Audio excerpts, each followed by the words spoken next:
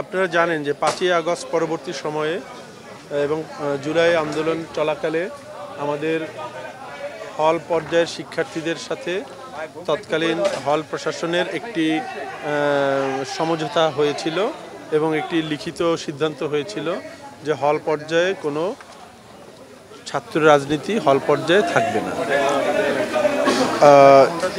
আজকের এই শিক্ষার্থীদের এই আন্দোলনের মধ্য দিয়ে এটা বোঝা গেল যে আসলে এতদিন হল পর্যায়ে ছাত্র রাজনীতি চলে নাই, কারণ আজকেই তারা প্রথম প্রতিক্রিয়া জানিয়েছে। প্রতিক্রিয়ার কারণ হলো যে আপনারা জানেন একটি ছাত্র সংগঠন হল পর্যায়ে তাদের কমিটি ঘোষণা করেছে, সেটারই প্রতিক্রিয়া তারা জানিয়েছে এবং তারা দাবি করেছে 17ই জুলাই যে আন্ডারস্ট্যান্ডিং হয়েছিল সেটা বহাল থাকবে। তারা প্রবোসদেরকেই দাবি জানিয়েছেন।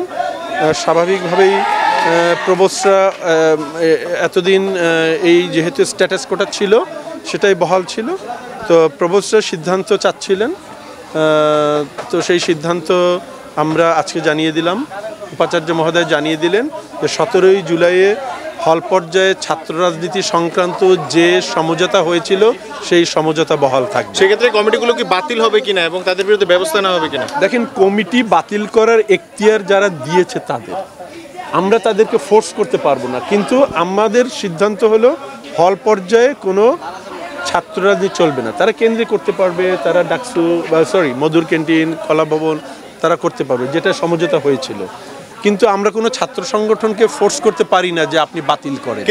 কিন্তু আমাদের তরফ থেকে জানানো হয়েছে হল পর্যায়ে এটা নিষিদ্ধ, যেভাবে সিদ্ধান্ত হয়েছিল 17ই জুলাই সেটা বহাল থাকবে। স্যার, একটু বুঝতে চাচ্ছি যে আপনারা যখন বলছেন যে ছাত্রদের নিষিদ্ধ এবং একই সাথে তখন ছাত্রদল হলে কমিটি দিচ্ছে বা ছাত্র শিবিরের কমিটি আছে, সেক্ষেত্রে তাহলে ব্যাপারটা কেমন? আপনারা এই দিক থেকে বলছেন নিয়ম ভাঙা হচ্ছে, রাজনীতি করছে, তাহলে কি হচ্ছে? আপনারা নিয়ম ভাঙা হচ্ছে কিনা? নিয়ম ভাঙার যে বিষয় সেটা নিয়েই আমরা আগামীকালকে আজকেই মানে প্রকৃতপক্ষে আজকেই 9 তারিখ 11টার সময় প্রবোস স্ট্যান্ডিং কমিটির মিটিং হবে, তাদের সাথে আলাপ করব, কারণ প্রত্যেকটা হলেরই একটা পদ্ধতি আছে কিভাবে তারা কাজ করে এবং যে সংগঠনগুলোর কথা বলা হয়েছে তাদের সাথেও আমাদের কথা বলতে হবে, কথা বলে তারপরে এই ব্যাপারে হল পর্যায়ে সিদ্ধান্ত নেব। রাজনীতি থাকবে না, কিন্তু যে কমিটি ঘোষণা হয়েছে সেখানে কিন্তু নাম এসছে অনেকে, এই নামগুলো এখন নিজেকে নেতা মনে করবে,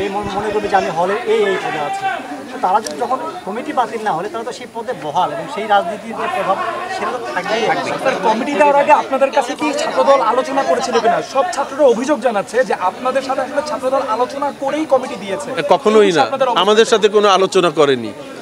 ঠিক আছে, আচ্ছা আমি যদি বলি যে নাম আছে তারা হঠাৎ করে নেতা হয় নাই, তারা আগেই নেতা ছিল, শুধু তাদের নাম লিপিবদ্ধ হয়েছিল। এখন তারা কি আগে থেকে এই নেতৃত্ব দেখিয়েছে কিনা সেটা তো বিষয়, কারণ আপনারা জানেন হঠাৎ করে নাম আসার সাথেও নেতা হয়ে যায় না, অনেকদিন নেতা থাকার ফলে তার নাম আসে। কাজের নাম আসা এবং আসার আগে এবং পরে গুণগত কোনো পরিবর্তন আসবে বলে আমি মনে করি। তবে আমি দৃঢ়ভাবে বিশ্বাস করি আমাদের শিক্ষার্থীরা যারা, আপনারা জানেন 23টি ছাত্র সংগঠনের সাথে আমরা বহুবার বসেছি বিভিন্ন উপলক্ষে, এবং তারা আমাদের গত 9-10 মাসে তারা অত্যন্ত পরিশীলিতভাবে রাজনীতি করেছে এবং আমরা এখনো বিশ্বাস করি শিক্ষার্থীরা আগামী দিনে ওই পরিশীলিত রাজনীতি চালিয়ে যাবে। তবে আমাদের দৃঢ় বিশ্বাস, আমরা শিক্ষার্থীদের তাৎক্ষণিক সিদ্ধান্ত দিতে পারিনি শাস্তির ব্যাপারে।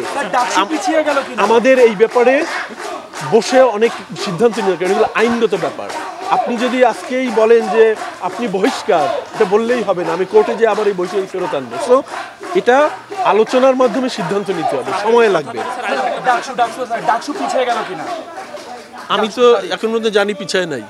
আপনারা কি মনে হচ্ছে এই যে আন্দোলন চলছে, অনেক শিক্ষার্থীরা, আমি আশা করি, কারণ আপনারা দেখেছেন শিক্ষার্থীরা দৃঢ়ভাবে বলেছে ডাকসু আনকম্প্রোমাইজড, ডাকসুর ব্যাপারে তাদের কোনো দ্বিধা নাই, তারা ডাকসু আন্তরিকভাবে চায়, কাজে শিক্ষার্থীরা চাইলে পিছানোর কোনো সুযোগ নাই।